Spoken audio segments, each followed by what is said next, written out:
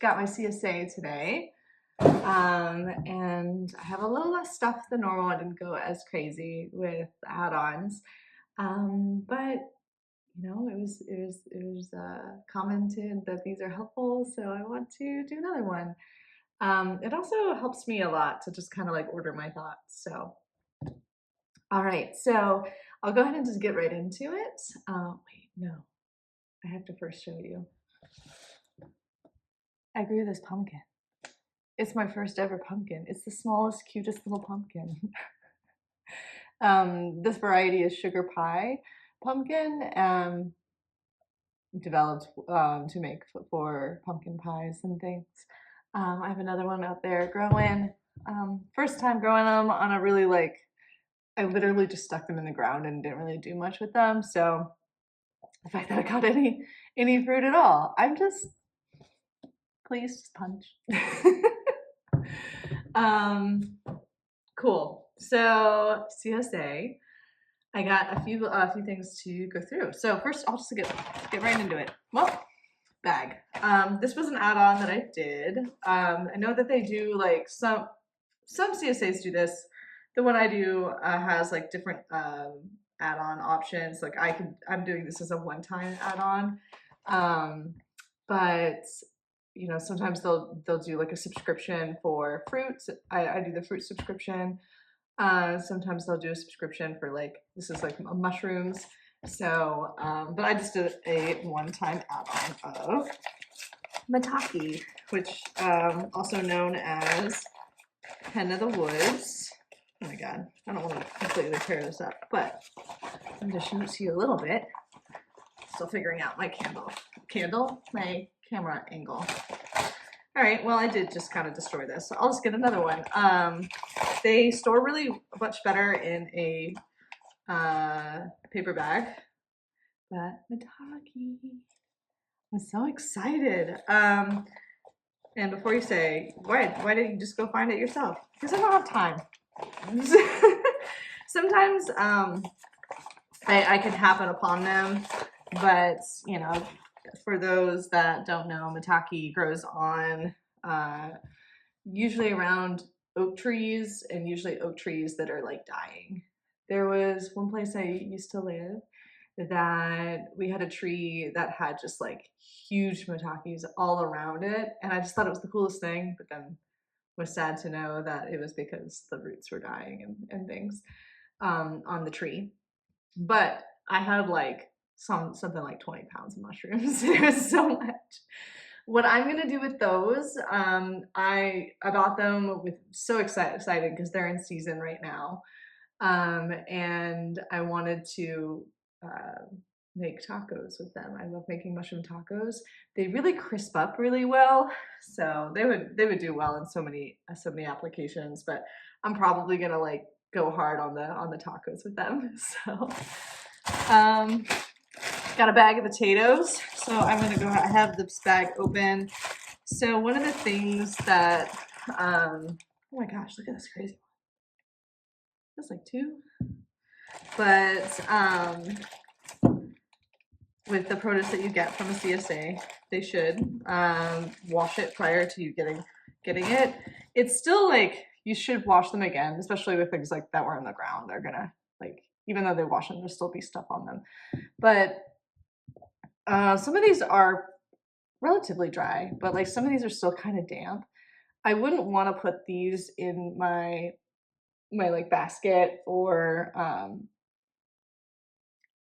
preserving, just storing, because what'll happen is that like it can mold a lot faster, and then it can cause like dampness and mold with my other ones. So we don't want that. So I'm just gonna, honestly, it's really not that hard. I'm just gonna leave them on the counter for a day, the night, and then they'll be dry in the morning. I put them in what's in a place on the counter that has the least amount of direct light, but in my kitchen there's a lot of light, so but they're not really out that long, so it'll be okay. And for those that don't know, potatoes, if you store them out in the light for long periods of time, they can turn green and go bad much faster. The best way to store them is in a cool, dark, not necessarily damp, but like humid. Or I don't know, that's my experience. I think, you know, well, some kind of humidity. Um, anyway, so I also got habanadas. I'm so excited to try these. Do I dare to try them live with you? So habanada is a heatless habanero, and I've heard really good things about it. Can I try it?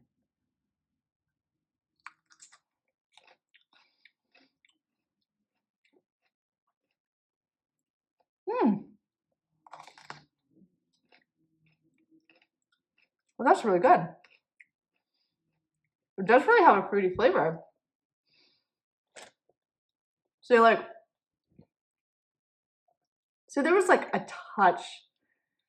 Okay, if you're really sensitive to heat, like if you're one of those people that are sensitive to like black pepper, there was like a bite I just had that had like a black pepperiness, but that's not spicy to me. So I like these for snacking. That was my whole plan, was to just have them for snacking and to add them into recipes. They do have that like, they have so much flavor. Wow. But anyway,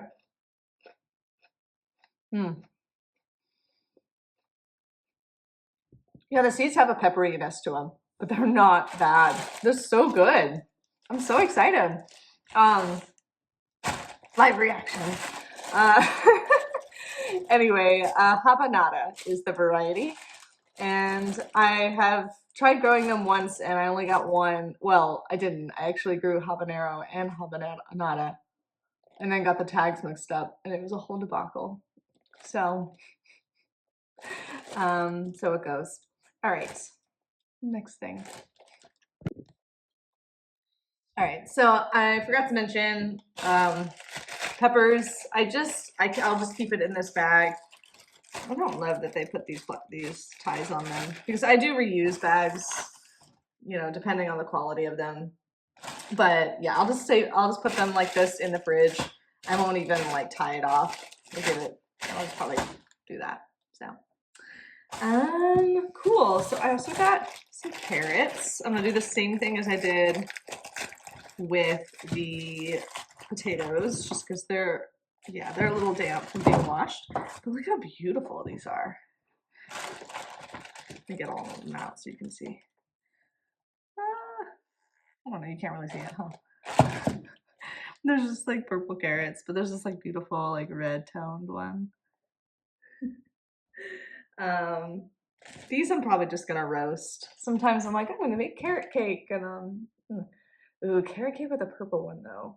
Although I've noticed, I don't know about carrots, but a lot of vegetables that are purple, like there's these purple, like purplish brown peppers, and when you cook them, they lose their color. But it would be really cool if you could bake with like a carrot cake and then be purple, purple carrot cake. Maybe I'll do that.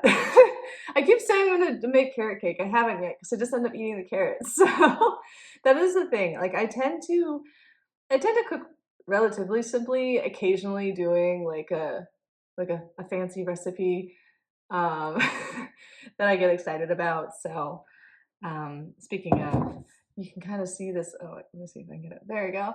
That little cloth that's over some croissant dough. I have a lot of apples still from last week that I got in the CSA. And so I want to make apple pie croissants. I think that would be really good. I've been thinking about, like, I've been trying to make like traditions from year to year. And croissants were something that I was like, okay, I'm going to make them around New Year's and they're going to be special. But I've just been really craving them.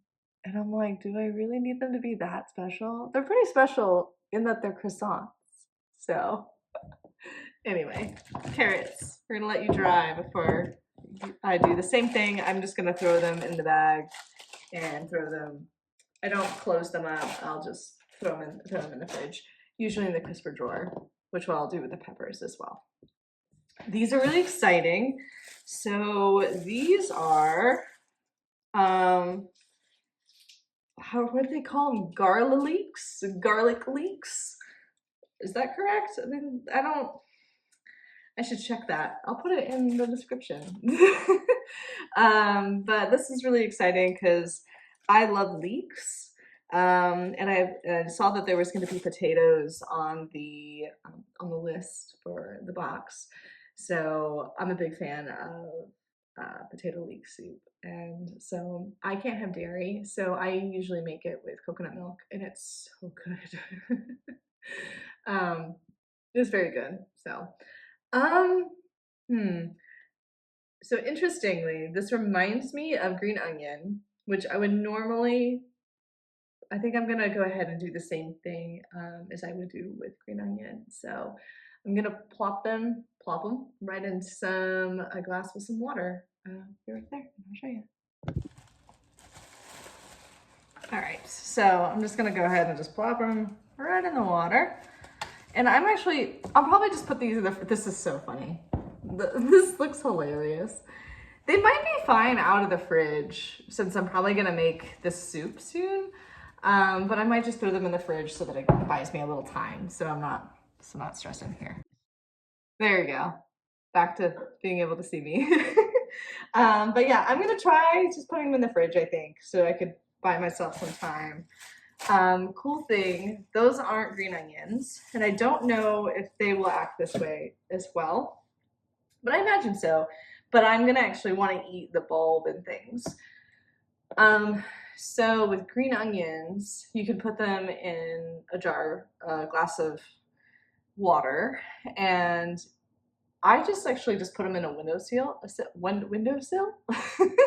I put them in a windowsill, and as I need them, like when I'm cooking to like either for a recipe or just a garnish on top of something, I will just clip what I need and then chop it up. And it's kind of like having it growing in my kitchen. And I've had it like they'll grow back. Like the hair grows back. It's not hair, but like the green part will grow back. So it kind of felt like a cheat code the first time I learned about it, and it was pretty cool because like a bunch of green onions at the store is like was like 3 something. I grow them now, so I don't really buy them anymore, or sometimes I get them in the CSA. But let me see. I actually have some. Let me show you real quick. Okay, I have very little of them, and they're looking a little sad because I've had them for a couple of weeks now. So I literally just put them in a glass with water, and like I clipped this one already, and now it's already grown back. So you can just clip it, and then it'll grow back. Yeah, this is looking a little. It's not like indefinite. Like it eventually kind of peters out. You might notice like eventually the flavor kind of gets duller, and I think it's not growing in the ground, getting all of the like different flavor things. I don't know the science of that, so don't quote me. So anyway, put you over here for now. Another exciting thing, I got tomatoes. These are not quite ripe enough to eat, but what's really cool about tomatoes is that once they start blushing, which is when they start turning the color that they will turn, so if they're like purple, red, or yellow, they'll start like turning that color. They have this chemical that I can't remember what it's called, but it'll continue ripening. Yes, vine ripened tomatoes to the perfect ripeness taste amazing, but who everybody else, including the squirrels and birds and insects, know that as well. So sometimes it's kind of like a game of like chicken where you're just like, how long do I wait to get optimum flavor and also make sure that I actually get a harvest? So so these are fine. So what I'll do is I'll put them in a bowl. I'll probably not put them in leave them in this. I'll just probably put them in a regular bowl and let them ripen on the counter until they're like at the texture. And I usually will just like touch the skin, and if it has a little bit of a give, then I'm like, all right, it's ready. I think for these, I've been eating a lot of tomatoes fresh, like honestly just cutting them up, adding some everything sprinkle seasoning, and then eating them. But I have been wanting to make huevos rancheros for a while, and my dad is coming to visit, and it's one of his favorite meals. And I've cooked him for it once. Him cooked it for him once, and he really loved it. So, and he lives in California, so I'm gonna ask him to bring some California avocados, and we're gonna have some dope huevos rancheros. So, anyway, yeah. And lastly, I have to break this one. We have beets. So I am a big lover of beets. If you're not, again, some CSAs, not all of them, allow you to swap things out. I really love them. So I really like, my favorite way to eat them, honestly, is cut them up and roast them on like a sheet pan on 350, usually in like 30 minutes. But it really depends on obviously how thickly you cut it. But I really like them. They have a super delicious, like earthy flavor, and they're like caramelized after being in the oven that long, and it's just sweet and earthy. Oh, I just love it. Especially like starting to go into fall. It's just really cozy tasting. Other things that you can do with beets though are like, obviously you can pickle them, have pickled beets. They're really good on salads. If you're one of those fortunate people that can have dairy, you can put goat cheese on your salad. There's dairy-free cheeses as well. I don't really, honestly, there's a couple of them that are really good in salads too. So I'm not gonna drag the vegan cheese down because I'm really appreciative that it exists. So, but yeah, so you can do that. Another way that I really like using them is that I will peel them and like kind of like shred them, like kind of making like a slaw to put on top of salads, or you can just put on top of like whatever. Making them like shredding them makes it just a little like, I'll just do it raw that way, or you can do a quick pickle and then it's like really delicious on top of things instead of doing like a whole pickled beet situation. I find that I just don't eat them that much. So it just seems like too much effort, and says the person who's about to make croissants.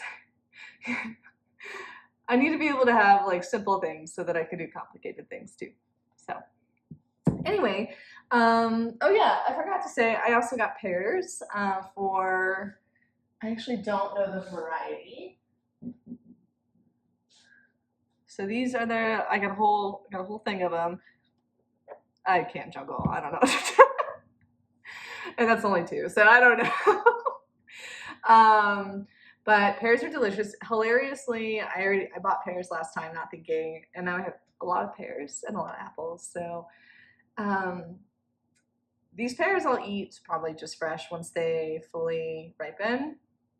And the other ones, maybe I'll make some kind of pear tart or something.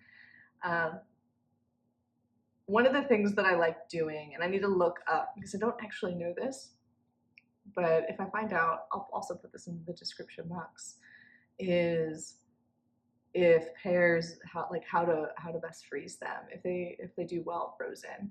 Because if that's the case, then I can, you know, do the whole trick like I did last time with the peaches and the nectarines, is that I just cut them up, froze them flat, and then I have them in a bag in my freezer that anytime I'm like, oh, I'm getting invited to a party, I'm gonna make a crumble, or I really want something sweet and delicious to make for dessert for people, then I can just pull them out of the freezer the day before and thaw them. So yeah. Anyway, that's it. Quick and simple. I'm really stoked for all this produce, and there's a lot of different things I'm gonna be planning to make this week. So thank you for coming by. It's good to see you, and I will talk to you later.